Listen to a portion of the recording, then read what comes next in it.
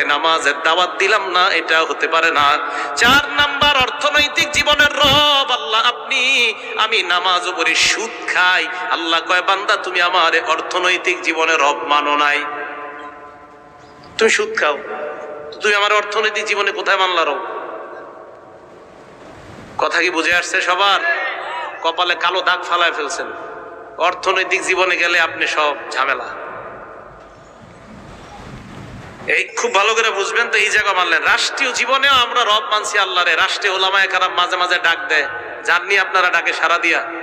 এই রাষ্ট্রীয় জীবনেও রব কায়েম করতে হবে। আন্তর্জাতিক জীবনে রব, আমাদের নবীকে বিভিন্ন দেশে বিভিন্ন সময় ইসলামকে অপমান করা হয়, নবীকে অপমান করা হয়, সারা পৃথিবীর মুসলমানদের দায়িত্ব হয়ে যায় প্রতিবাদ জানানো। এটা হলো আন্তর্জাতিক জীবনে আল্লাহকে রব কায়েম করা।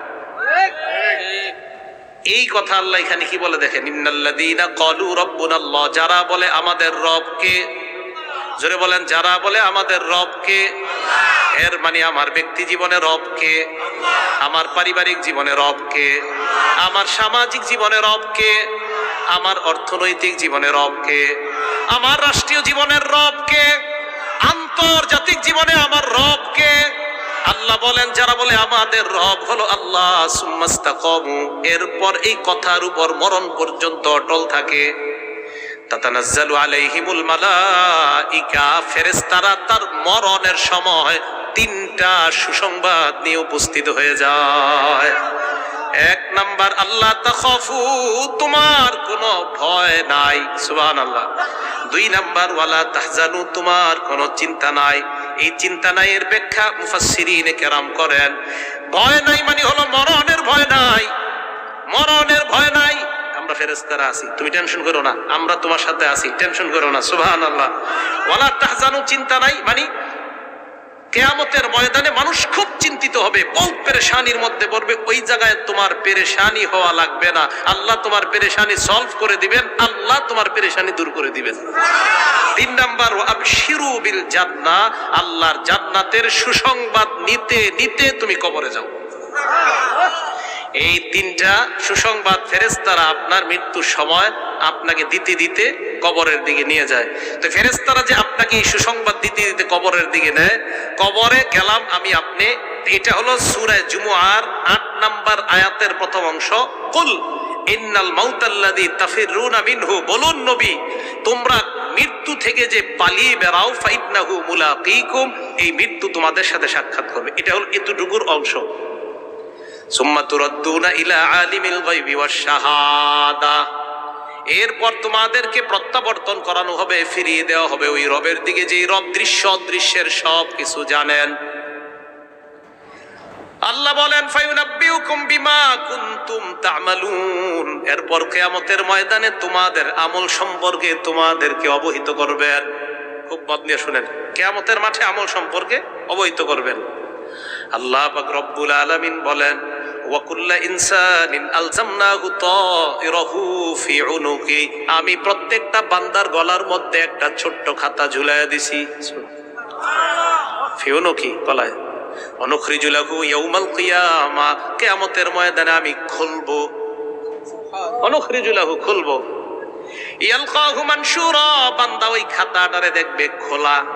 এরপর দেখেন কি হয়, খোলা দেখার পর আল্লাহ বলবে ইকরা কিতাবাক, তুমি তোমার আমলনামাটা পড়ো। কাফা বিনাফসিকাল ইয়াউমা আলাইকা হাসিবা, তোমার হিসাবের জন্য আজকে তুমি যথেষ্ট।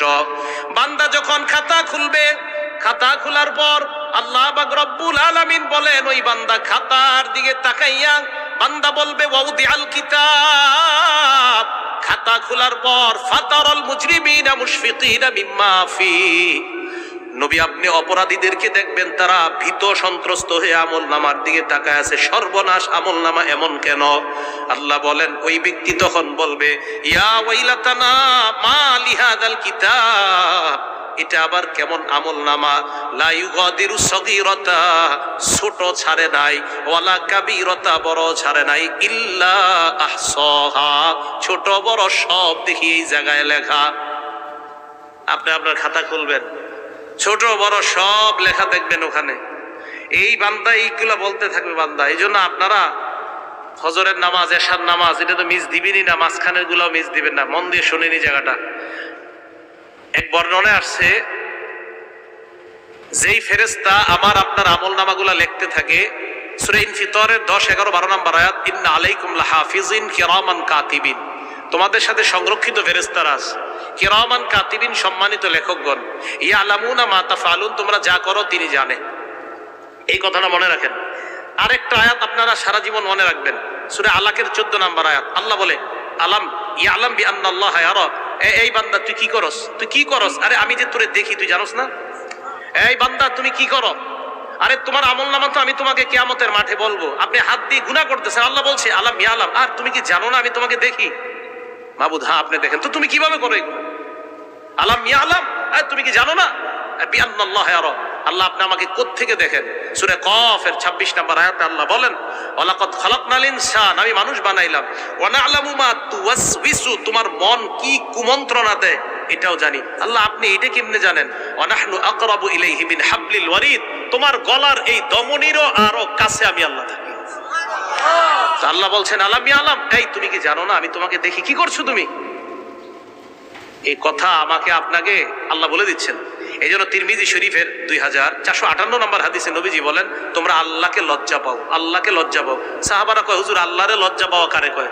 তখন নবীজি বললেন, 4 জিনিসের নাম আল্লাহরে লজ্জা পাওয়া। 1, আন তাহফাজার রাসা ওয়া মা ওয়া, তোমার মাথার আশেপাশে যা আছে এইগুলা গুনাহ থেকে বাঁচাও। ওয়া আন তাহফাজাল বাতনা ওয়া মা হাওয়া, তোমার পেট আর পেটের আশেপাশের অঙ্গগুলা গুনাহ থেকে বাঁচাও। ওয়া তাতাযাক্কারুল মাউতা ওয়াল বিলা, তুমি যে মরে যাইবা, মরণের পর যে তুমি পচে যাইবা, এইটা তুমি চিন্তা করো।